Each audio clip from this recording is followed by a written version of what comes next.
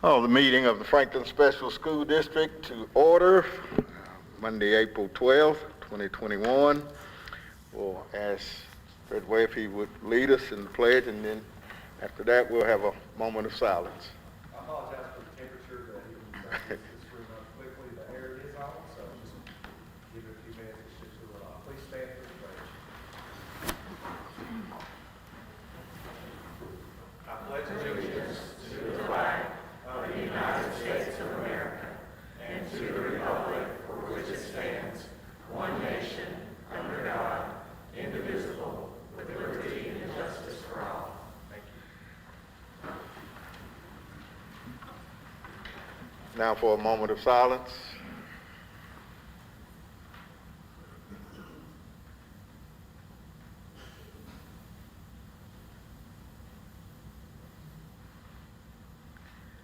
Thank you.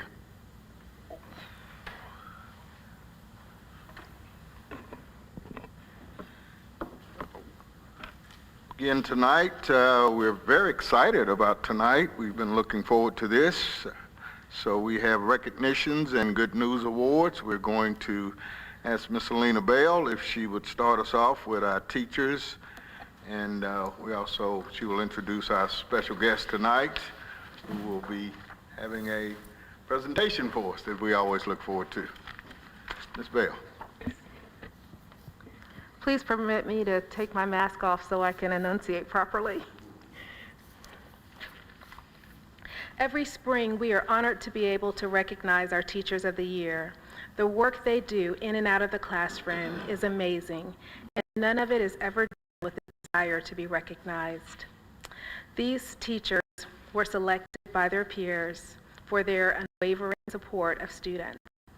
Patrick Bourne of the Franklin Elementary is the Franklin Special School District Elementary Teacher of the Year, and Laura Boyd of Poplar Grove Middle School is the Middle Grades Teacher of the Year. Their impressive work history, leadership activities, and community involvement all combined to place these two teachers at the top of the list of very respected Franklin Special School District educators. First, for our Elementary Teacher of the Year. Music teacher Patrick Bourne is a 15-year teaching veteran who has worked at Franklin Elementary for the past 13 years. He describes his teaching philosophy as the process of training students to be tuneful, beatful, and artful in a way that they grow up to love music. By teaching students these three critical traits related to music education, Mr. Bourne believes the world will be transformed through the hearts of his students, who will carry the power of music with them into the world. Mr. Bourne is a National Board certified teacher who sees student success through class performances, movement to the beat, expression and form, audio recordings, community performances, improvisation, and composition. He adjusts his teaching to the needs of his learners. He is an active leader in his school where he collaborates to highlight fine arts for parents and the community, arranges special performances for residents in the neighborhood assisted living facility, field trips to the Nashville Symphony Orchestra, and invites local musicians and artists to entertain and educate students in school. He fundraised to purchase guitars for a morning guitar club and presides over his school's shared leadership team. Congratulations.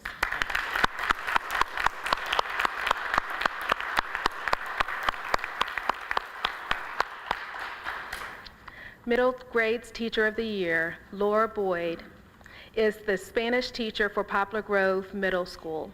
She has 9 years of teaching experience, with the past 7 spent at Poplar Grove Middle. Mrs. Boyd believes that relationships are the foundation of all student success.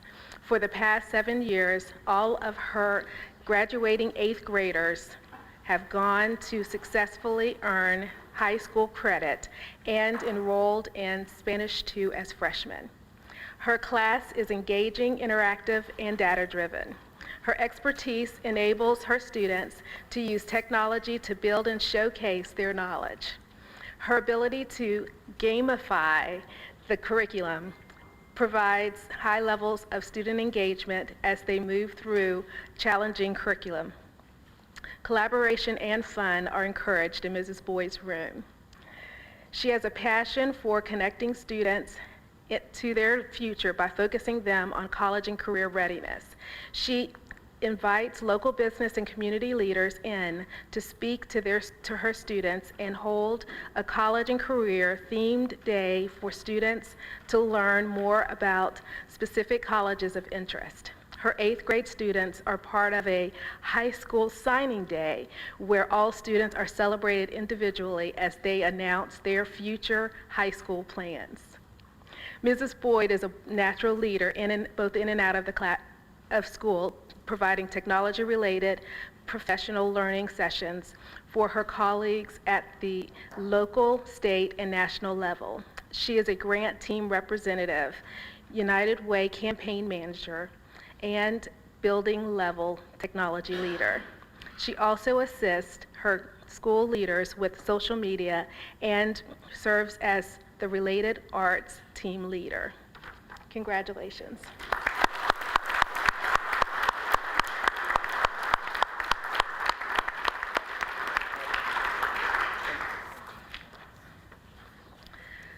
Franklin Special School District Building Level Teachers of the Year.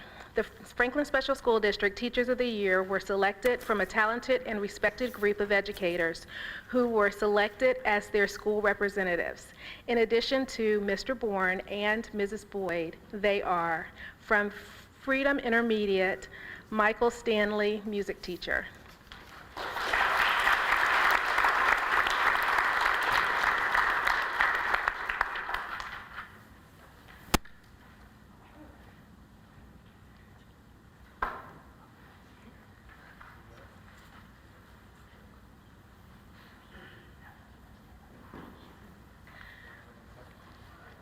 From Johnson Elementary, Drew Wilkerson, 1st grade teacher.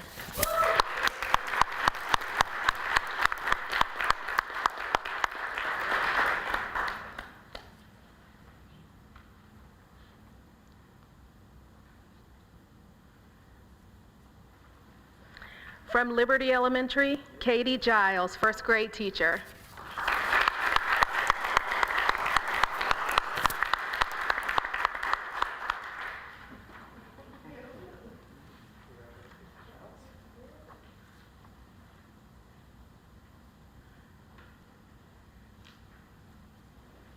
From Moore Elementary, Mandy Weimers, reading coach.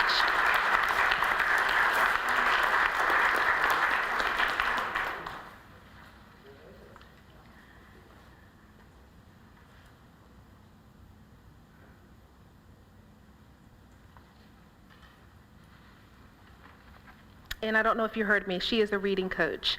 Poplar Grove Elementary, Mallory Hamby, art teacher.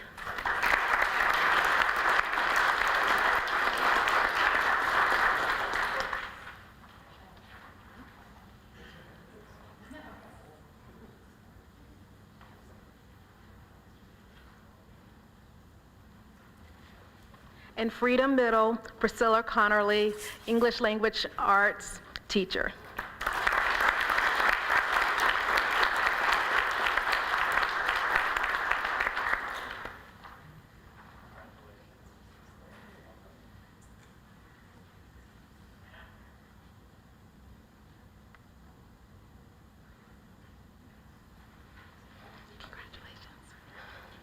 And the person doing all this congratulating is Cornerstone Financial Credit Union, Brandon Olson, who is the Business Development Officer. For the past 10 years, Cornerstone Financial Credit Union has demonstrated its support of our district's mission of teaching in excellence in teaching and learning for all by providing a full cash award of $500 to the Franklin Special School District Teacher of the Year and $100 each to the building level Teachers of the Year. The credit union's generosity and support of our extraordinary teachers is appreciated. Thank you very much.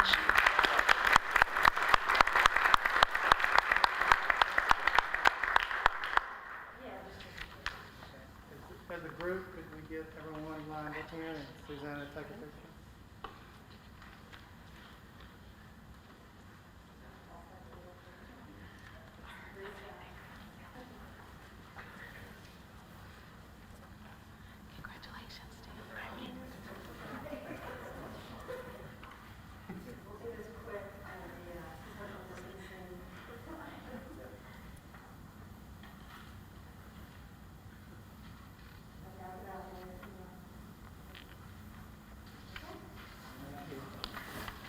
Congratulations.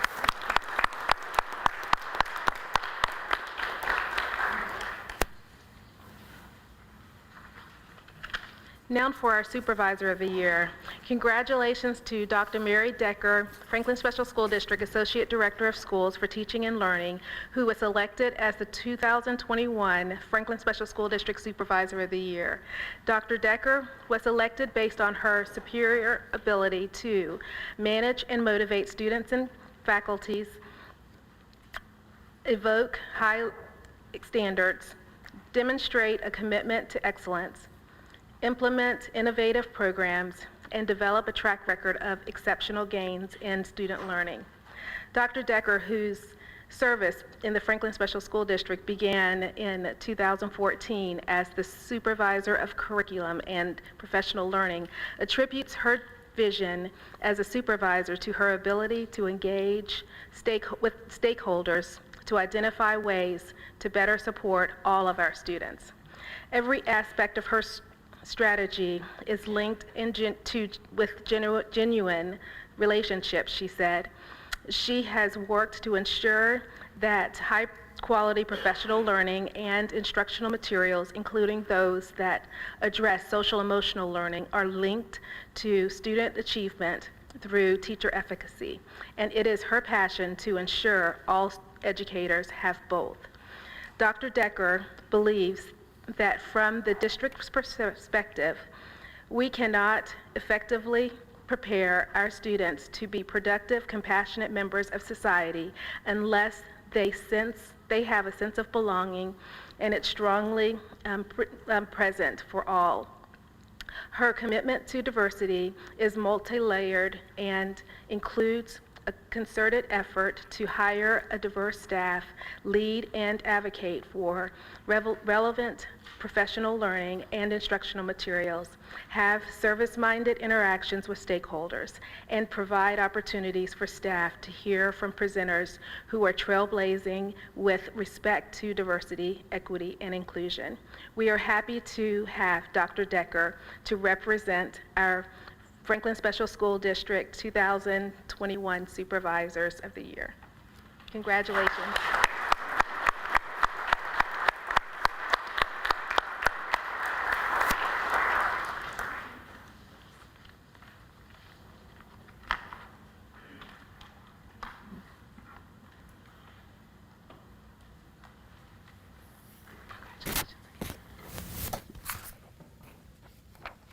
Now, for the Principal of the Year, we'd like to congratulate Dr. Joel Hoag, who was selected as the 2021 FSD Principal of the Year.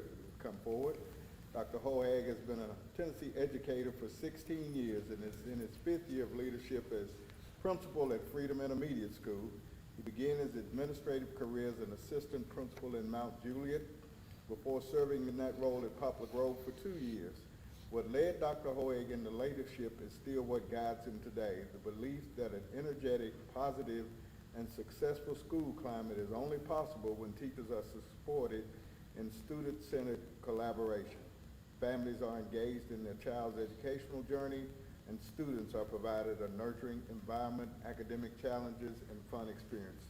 Dr. Hoag's commitment to professional growth and his desire to build upon leadership skills is demonstrated through his participation in local, state, and national professional opportunity.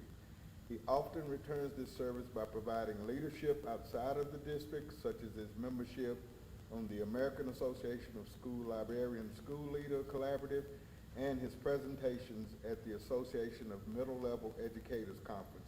Dr. Hoag believes that by working together, his faculty and staff can create a campus environment that supports success, provides direction, encourages the joy of learning for our students. We're excited to have Dr. Hoag represent FSD in the Regional Principal of the Year program. Thank you, Dr. Hoag.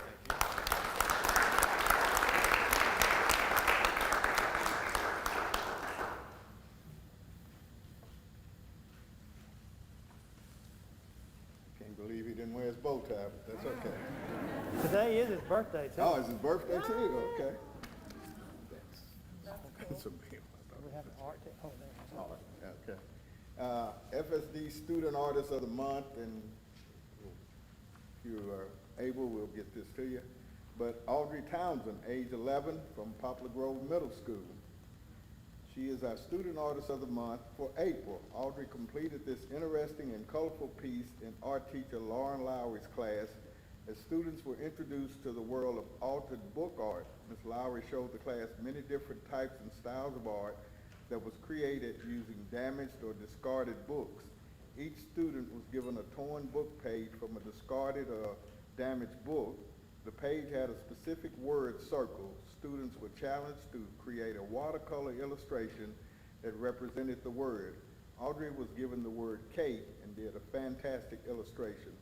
Her beautiful cake will surely cheer all FSD employees who are lucky enough to receive a birthday card during the month of April.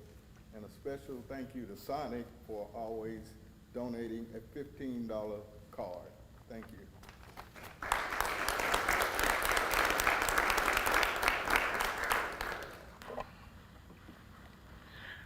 This time we will, and thank you, Ms. Bell, for handling that. And thank you to all of our teachers, and always we like to thank our friends at Cornerstone for always providing that financial resources. Thank you, sir. All right. Public input. Is there anyone for public input? We have a podium. Seeing no one for public input, we declare that it is closed. Recognitions, presentations, and discussions, we'll turn it over to Ms. Decker. Yes, sir.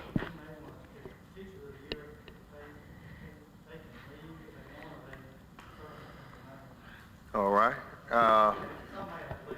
Yeah, I think they were leaving, but no, if anyone wants to leave, they may leave.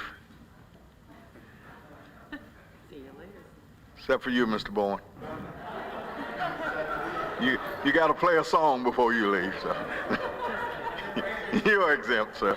You are exempt. Yes, sir.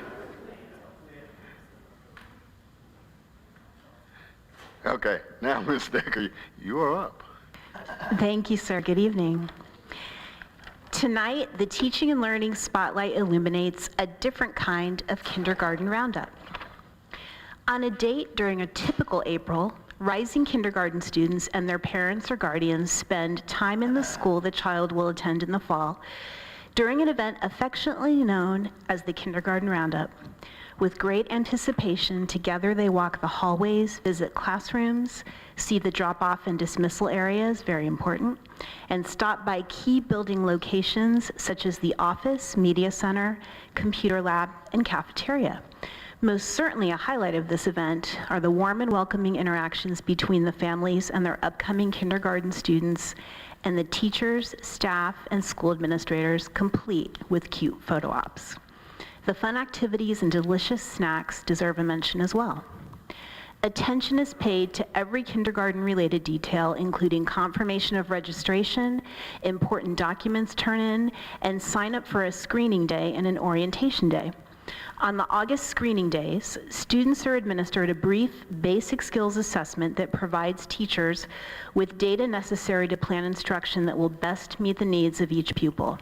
On orientation day, students are dismissed at 1 p.m. after having an opportunity to, as a member of class, tour the building and meet school staff. This facilitates their understanding of school procedures in a small group setting. The day provides a gradual introduction to school and enables students to feel happy and confident as they start such a pivotal year.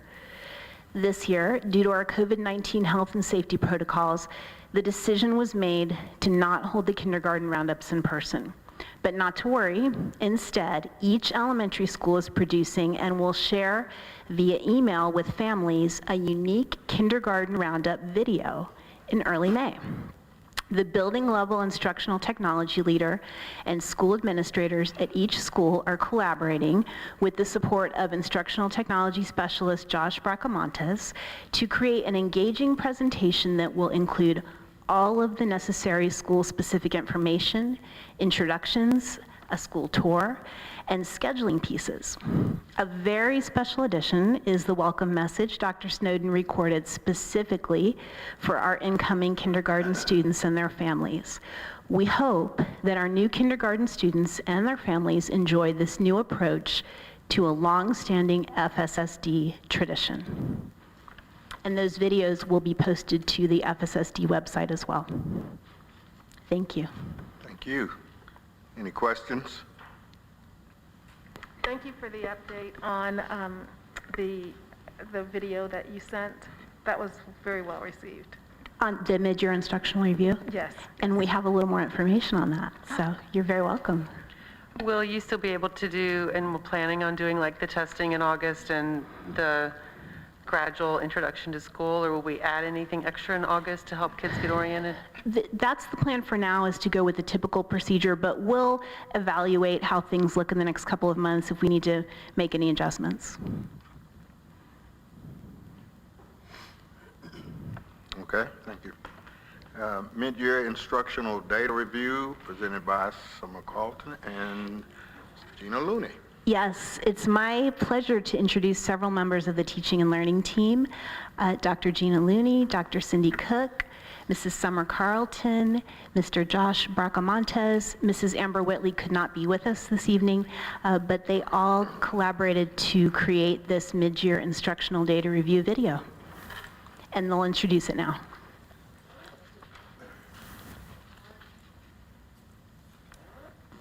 Good evening. So I'm the spokesperson for our group, and Dr. Dicker just introduced us all, so we collaborated on this presentation. Since the initial shutdown in March, we've been concerned about learning loss for students. We knew that learning loss could be substantial and impact a generation of school-aged children. This growing concern has been the catalyst for specific federal and state policies and funding initiatives. Within the FSSD, teachers and leaders have done cutting-edge work in an attempt to mitigate any potential negative educational impact of changes to instruction during this very unique time. A laser focus on our district-adopted high-quality curricular materials has ensured all students are receiving instruction from the best resources. Academic pacing guides were adjusted to include the standards that were missed at the end of the previous school year due to the shutdown. Live teaching for students in virtual and remote learning environments was designed instead of making use of canned independent programming. During the course of the year, we've heard many anecdotal stories of success, but only assessment data can give us the broader picture of what potential learning loss looks like within the FSSD. After recent mid-year data reviews with some of our important academic resource vendors, a clearer and very exciting view of our students' academic progress materialized. Keep in mind, much of the information you will see in this presentation is based on national norms or national results. While we're hopeful that our students perform well on TCAP, our state test is not based on national norms. So we want to be clear that these results do not predict achievement on state testing. This presentation will show the hard work of teachers, leaders, and students, and our success in reducing negative impact for our students. Members of the teaching and learning team recently met with some of our vendors for a mid-year data review. We know you are interested in hearing about the great results our students and teachers are producing. The following vendors provided glowing reviews for our district. Achieve 3000 is a web-based reading program utilized at the 358 campuses that provides nonfiction articles and activities at varied lexile levels based on each student's level set results. As a district, the average pretest score was an 855.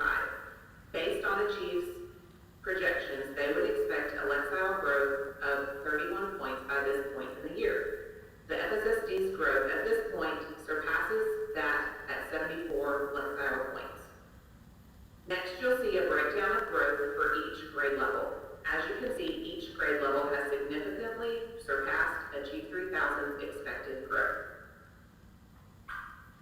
Moving on, we'll take a look at our adopted foundational literacy program, Imagine Learning. Primarily acquired for K-2 students who use the program on their own tablets, children have the opportunity to learn at their own speed, beginning with sounds of speech and progressing all the way through 8th grade content. This slide shows multiple different metrics, including the amount of time the program has been used since the beginning of the school year, as well as the percentage of lessons passed by students. Both of these metrics look very good. Most notably, looking at the multicolored donut chart, you'll see that about 85% of our students are in green, blue, or purple sections, which is where they should be at this time in the year. The 15% who are below the green largely consist of students who are new to the district or special populations who use the program for different purposes. This final Imagine Learning slide is interesting as it shows how the usage of the program equates to growth within the program. You can see that the more the program is used, the greater the learning growth. On the left-hand side of the slide under the title FSSD, you can see that students who have used the program for at least 20 hours since the beginning of the school year have averaged at least 20% learning growth. On the right-hand side of the slide is a comparison to the statewide growth averages. You can see that students in the FSSD outpaced the state growth averages in essentially all bands of usage in literacy and vocabulary. Our iReady math program is used by all students for math in grades kindergarten through 8th grade. This graph shows our growth from the beginning of the year benchmark to our winter benchmark. The goal is to see a lot of green, which represents early on grade level to mid or above on grade level. We are pleased to see so much growth in our students from the first of the year to the middle of the year. The green area shows that our students have grown from 34% on or above grade level to 54% on or above grade level. The percent of students who are performing 2 or more grades below dropped from 21% to 11%, which is great progress for our students. This chart is the same as the previous chart, but is broken down by grade level. Here, we see the same trend as the previous slide, showing great gains from the beginning of the year to the middle of the year benchmark across all grade levels. One of the pieces of data we wanted to see was a comparison of how our students typically performed on the winter benchmark to how they performed this school year. This would help us to examine potential learning loss due to extended closures last year. This chart allows us to compare the last 3 years of winter math benchmarks. We are very encouraged to see that learning loss due to the extended school closure in the fall is minimal when you compare this year's data to the past 2 years. The biggest difference, which is still very minimal, is that the number of students in the yellow who are 1 grade below slightly increased, and the number of students who are performing mid, on grade, or above grade level slightly decreased. We are hopeful that we will continue to move students to the green area throughout the remainder of this school year. In this chart, we are able to compare the district's winter benchmark data to the historical national norms, which is based on national representative samples that reflect the makeup of the U.S. student population and the national in-school population, which includes all students who completed an iReady winter benchmark this year across the nation. We are excited to show you that FSSD is performing above both groups this school year. This chart allows us to compare the performance on our math winter benchmark between our in-person learners and our virtual learners, which is labeled as Other. It is important to take note that when a student takes the benchmark at school, teachers take measures to ensure that all students complete every item independently. We were not able to take these same measures for students who completed the winter benchmark virtually as they took it from home. Lastly, this coordinate graph shows the comparison between median student performance and median percent of typical growth. The dashed line through the middle represents the national median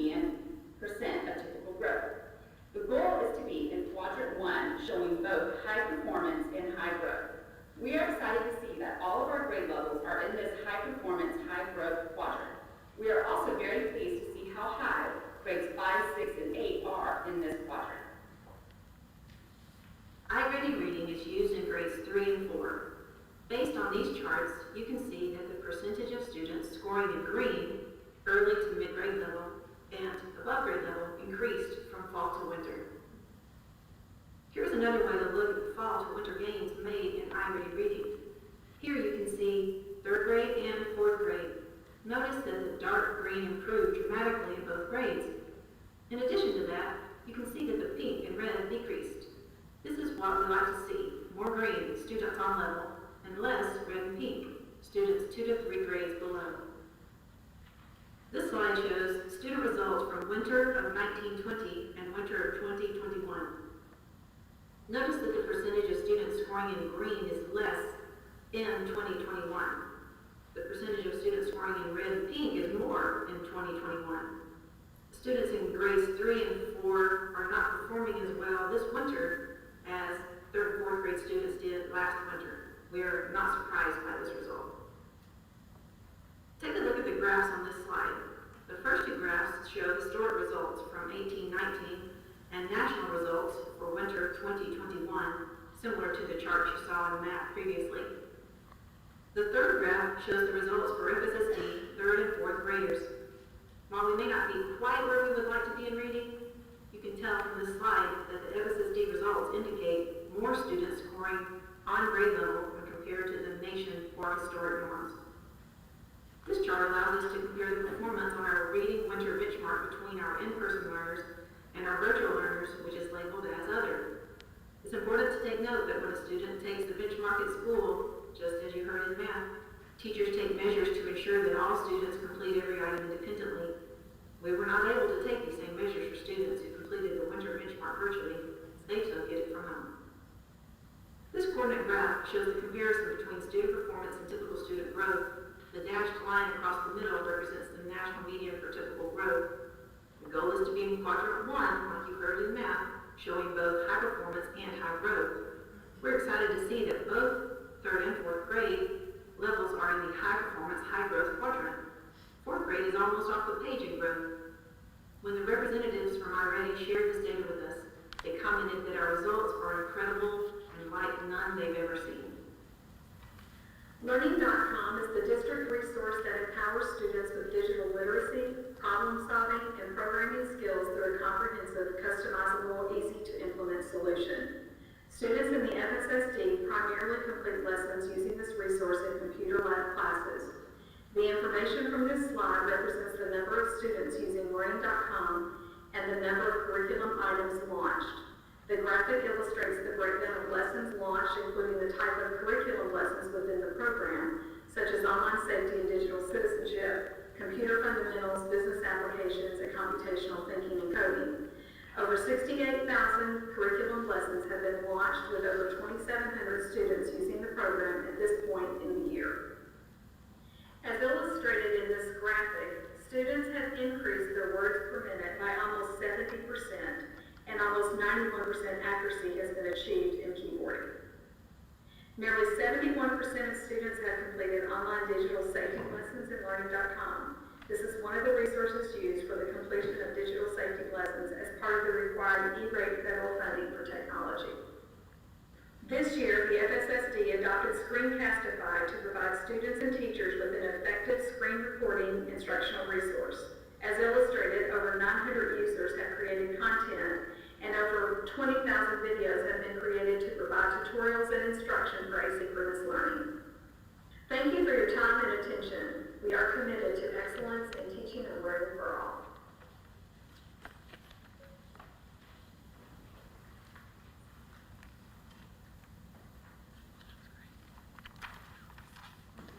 If you have any questions, we'll entertain those.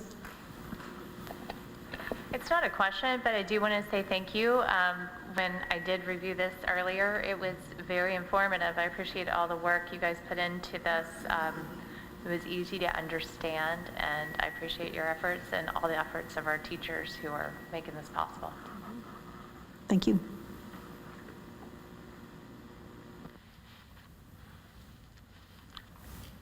Thank you. Dr. Esslinger, Instruction report. Good evening, everyone. In your board packet is our monthly update on the significant construction projects we have going underway right now, inclusive of the latest timelines. If you notice, the ball field project is currently advertised for bid, and hopefully this time bids will be in line with our expected budget. I would be happy to entertain any questions you may have regarding any of these projects, and if I don't know the answer, I can get back with you as soon as I could.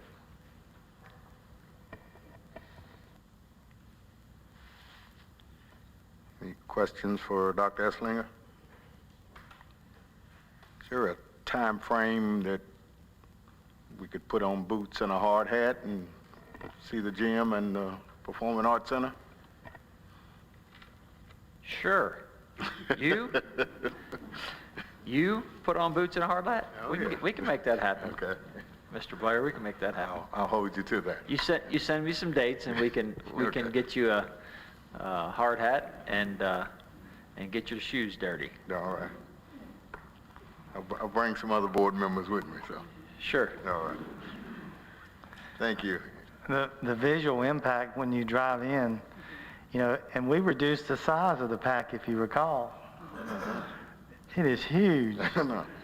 I guess I didn't realize how large it would be once it started moving up. So it's nice to see that, and they're making great progress on the gym as well. Yeah. And Liberty Elementary, they finished phase 1, and I had the opportunity to go in there before they moved into phase 1, and you'll be really impressed with that facility as well. Thank you. Thank you, sir. Approval of the board agenda. There a motion to approve? Ms. Newman makes motion. Second. Second, Ms. Bale. All right, approved. Approval of the consent agenda.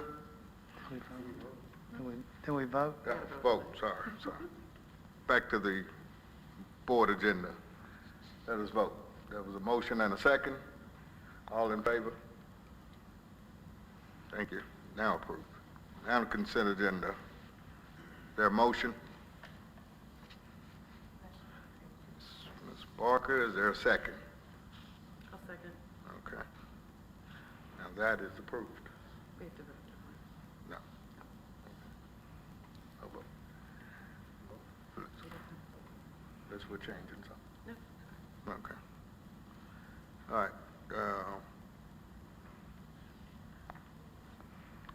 Business before the board? Do we need to vote on approval of consent agenda? Consent agenda. Had a motion, had a second. There a vote? All in favor? Mr. Townsend? Okay. Thank you. Now business before the board. Dr. Snowden? Yes, thank you, Mr. Blair. As you recall, the board passed a resolution at the November 4th, 2020 meeting to ask the General Assembly to amend Chapter 563 of the Private Acts of 1949 to authorize the FSSD to issue and sell school bonds and notes in an aggregate principal amount of not to exceed $45 million. The current proposed resolution tonight is asking to authorize the issuance of bonds in the aggregate principal amount of not to exceed $23 million. If approved, the school district will have the ability to approve other resolutions which would total more than an additional $22 million at a later date. We certainly want to acknowledge and provide our appreciation to Senator Johnson and Representative Whitson for their willingness to sponsor the legislation in the General Assembly earlier this year, and we also appreciate the support of Representatives Casta and Ogles in the process as well. Whit Maloney from Piper Sandler and Jeff Oldham, attorney with Bassberry and Sims, are here to answer any questions that the board may have. We recommend approval of this resolution, of the attached resolution. All right. Is there a motion to approve? Motion to approve. Ms. Bale, is there a second? Second. Ms. Barker, are there questions for Mr. Witt? Just back there, is there questions? I have a quick question. I had a question. Is there a time frame on the additional 22 million that we're allowed to vote on? Is that within a certain time frame, or is that open, somewhat unended? Whit can probably best answer. It's open-ended, okay. We don't have to go back to the legislature and ask for that? Okay. So 2 years from now, we could do it? Okay. That was it? All right. Any other questions for him? If not, being that it's financial, we'll do a roll call vote. We have a motion and a second, starting with Ms. Bell, Yes. Ms. Barker, Yes. Mr. Blair, yes, Ms. Newman, Yes. Mr. Townsend, Yes. Mr. Stillings. Yes. All right, it's approved. Dr. Snow. Thank you. Thank you you, guys for Mr. being Witt. here tonight. Next is the Director of School Performance Goals for 21-22. As you know, we met in a work session and discussed these, and Mr. Townsend will lead this agenda item. Board members, in your packet, you have the revised annual performance goals. You'll see it captures everything from our work session. Are there any questions about the copy you have in your packet? If there are no questions, I think we did an excellent job of editing the improvement for student performance, also effective management of district resources. We did it all. Also, to execute on the district's and board's vision of excellence in teaching and learning for all. We also, as you recall, adjusted the performance scoring to where we kept student performance number 1 at 35 points. Effective management of district resources, we took that up 5 points to 30. We retained execute on the board's vision. We retained that at 20 points. And then we adjusted the last one to 15 points. So that captures everything we thought we needed to change. If there are no questions, I'll make a motion that we accept this as written. One second. Motion, Mr. Townsend, second, Ms. Newman. Questions? Discussion? Not, all in favor? Say aye. Aye. Thank you. Dr. Snowden? Yes, item number 3 is a policy revision, school and district goals 1.700. This is a second reading. TSBA has provided model policies regarding educator diversity following the State Board of Education's February meeting where they adopted a policy on this topic to require local education agencies to set goals for educator diversity. TSBA recommends that boards revise their policies to reflect this responsibility. These goals must be submitted to the Tennessee Department of Education in the 2021-2022 school year. While templates of the submittal have not been issued by the TDOE as of yet, our Human Resources Department has been actively addressing this challenge through a detailed plan to enhance our diversity to more accurately reflect our student population. The administration recommends approval of the second reading. A motion to approve? I'll make a motion. Mr. Townsend, is there a second? Ms. Barker, is there any discussion?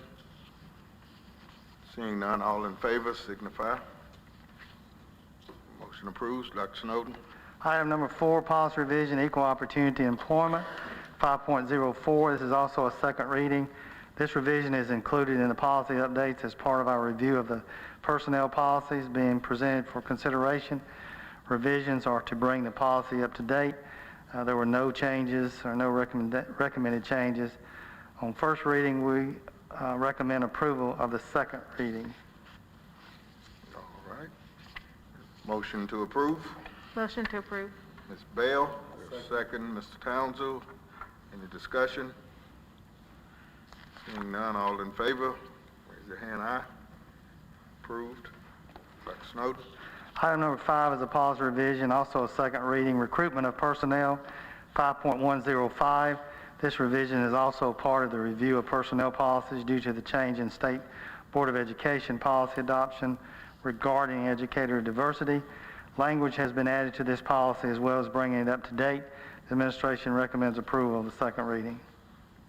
Okay. Is there a motion? Ms. Newman, is there a second? Mr. Townsend, is there any discussion? Seeing none, all in favor? Aye.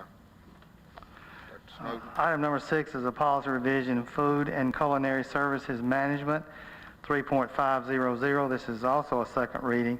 This revision updates the policy to the new department name as well as adding to policy updated district faculty and staff payment responsibility.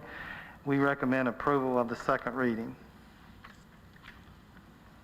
All right. Is there a motion to approve? Ms. Newman, is there a second? I'll second. Ms. Bell? Ms. Bell, second. Is there any discussion? No discussion. All in favor, signify. Dr. Snowden, Director of Schools report, sir. Yes, thank you.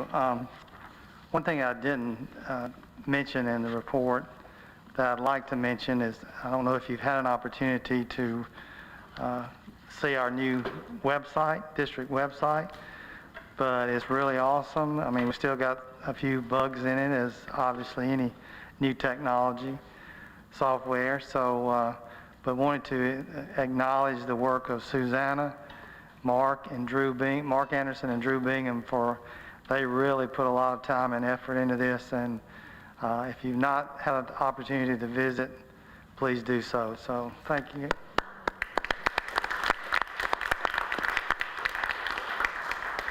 Update of monitoring of our COVID-19 data spread, and hopefully you're seeing, I know you're seeing those reports on Friday, and we're still doing very well, we think. We had, as we told you at our work session, we had over 400 of our personnel to get their second vaccine through the FSSD clinic at the Ag Center March the 27th. And that 2-week waiting period or 2-week safety period or whatever the supposedly was this past Saturday. So those of us who have been vaccinated feel a little better. The process, as we said earlier, also went very smoothly. We're so thankful for our partnership with the Emergency Management Agency and the Williamson County Health Department, which helped to make this endeavor possible. Also like to express appreciation to Amy Fisher and all the school nurses, Selby Glass, Lisa Chapman, and other FSSD employees who helped provide such success. Some employees receive vaccinations at other locations outside the district event as well. We plan to continue to utilize our mask and other safety protocols at this point, since we continue to have a few positive cases yielding several quarantines. Our schools continue to develop plans for many of their traditional year-end events to reward the efforts of our students, and including those, and continue to utilize the safety protocols as they strive to accommodate as many guests to those events as possible. I'll just mention one that recently FIS hosted an event for incoming 5th grade parents so they could physically visit the school, which, as you know, that's not been a possibility this school year. Instead of the traditional one-night event, the opportunity was held over 2 nights utilizing the safety protocols, and I received some very favorable comments from parents, and Dr. Hoeg said he did as well. So I think parents of those incoming 5th grade students were very appreciative of returning some sense of normalcy and being able to enter the school that their rising 5th graders would be attending, other than Poplar Grove. We know Poplar Grove Elementary transitioned to Poplar Grove Middle. Update on our property purchase, the process. The district's legal counsel is continuing to develop the contract language for the purchase of the property on Eddy Lane. We were told this afternoon that that document should be ready to start the review process tomorrow. So we're getting closer, and we'll keep you apprised of how that process is going. Summer learning camps, we're pleased to have selected 2 of our leadership intern colleagues for the FSSD summer learning camps. Dr. Star Wallace will be the grades 1 through 4 camp administrator, and Dr. Cinnamon Collins will lead the grades 5 through 8 camp as administrator. They're both highly respected teachers, and we look forward to working with them in preparation and the implementation of the camps. Young Scholars, we're excited to be able to hold that in person, or hold it period. We didn't have it last year, as you recall. These will be the weeks of June the 7th and June the 14th at Freedom Intermediate. Registration went online April the 1st. As noted at the last meeting, our teaching and learning team has designed the camp structure to ensure health and safety protocols can be followed. Since we're not able to host YSI last summer, we're excited to offer this opportunity. And I believe, Ms. Carlton, there were over 300 for one week and approaching 300 registered for the other week. 285 for each week, so we're okay. Yeah. So our goal was to get to have at least 300 each week, so we're excited. I think parents are excited as well. The budget process for FY 2021 and 2022, the proposed dates for the budget work session are April 26th and now May the 20th instead of the 17th. Thank you for your willingness to transition that from May 17th to May 20th, and then also June the 21st. As stated before, the first session will concentrate on the operations budget for both finance and administration and teaching and learning. Revenue and personnel will be the focus on the second work session, and third work session will be to review the cumulative impact of the budget work from the first two sessions and also facilitate the possible completion of that process. Retiring teachers and staff, although we would certainly like to honor our retirees with a district celebration they deserve, we're still hesitant to gather in such large groups. Our leadership team will be discussing alternate ways to honor our teachers and staff at our next meeting, which we'll have a meeting tomorrow. So the creativity of this leadership team is phenomenal. So we'll try to do something that would certainly honor the years that our teachers and staff members have devoted to this school district, and as well as other school districts. Some we like to think they've never been anywhere else, but some actually started somewhere, but then they came here and then they don't leave. And then Carol has provided you an update of conferences and meetings. So that's all I have. Thank you. Thank you. Any questions, comments for Dr. Snowden? I had a quick question, Dr. Snowden. On the summer learning camps, where do we end up landing with how long those have to be and when we're going to hold those? Have we set the dates? When we first heard about it, it was going to be quite lengthy. Well, they were both 4 weeks. I'm going to turn that over. Dr. Decker has worked, and I think I can answer most of that, but Dr. Decker, I know, lives it each and every day, probably every hour, every day. Thank you, sir. So both camps will be held at Franklin Elementary, and they will be held from Tuesday, June 1st through Thursday, June 24th, so 4 weeks. And camps will be in session except for that first week because Monday is Memorial Day, Monday through Thursday.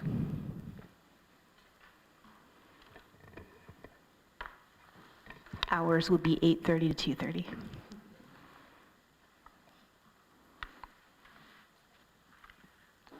Just to add on to that, as you may remember, part of that legislation, special legislation, there was a stream part of that legislation, and we asked for and we'll provide that instruction during the fall semester. So we were able to receive a waiver.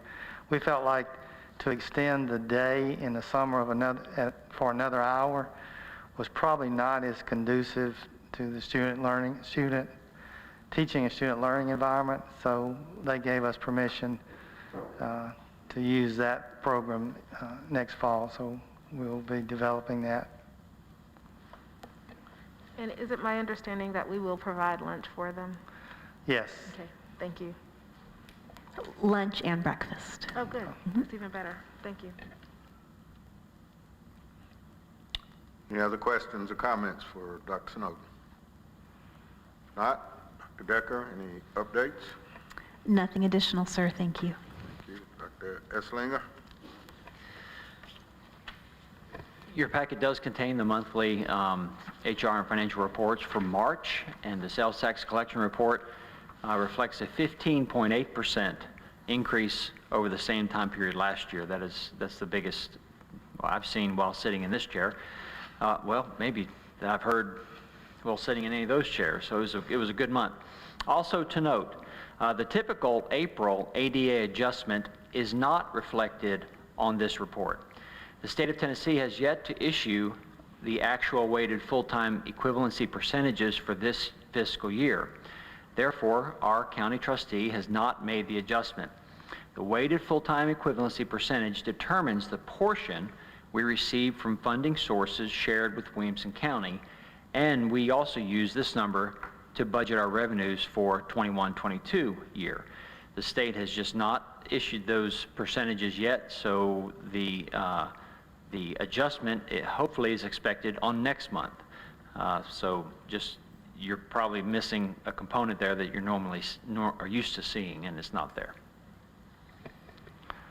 Mr. Blair, I'd just like to add one thing, that our thoughts and prayers are with the Knoxville community, as there was a school shooting this afternoon at a Magnet High School there.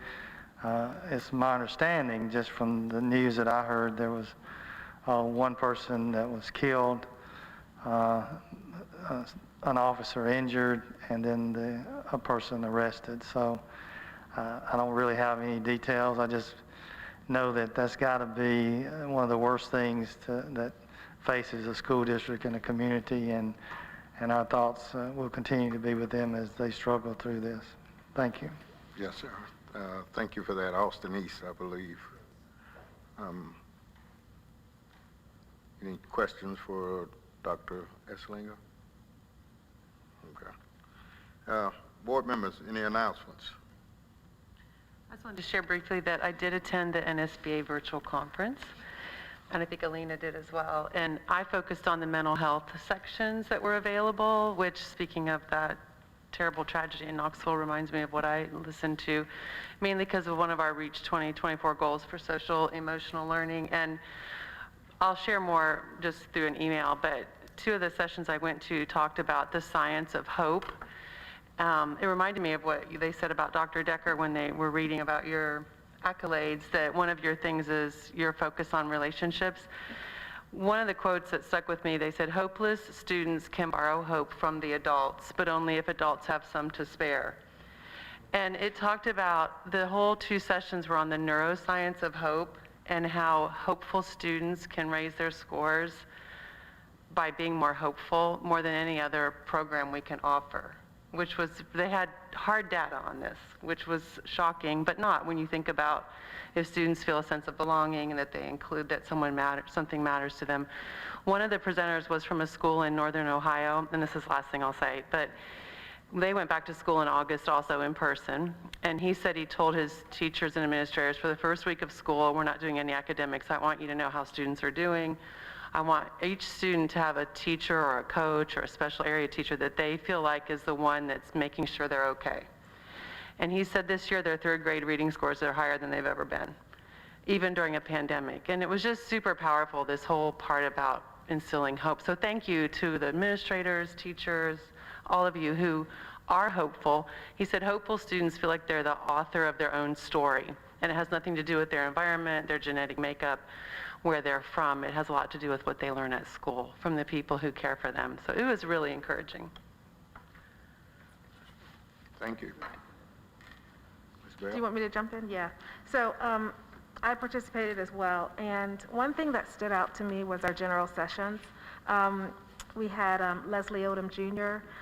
As well as Soledad O'Brien, and what was interesting about those two were that they shared their story of school.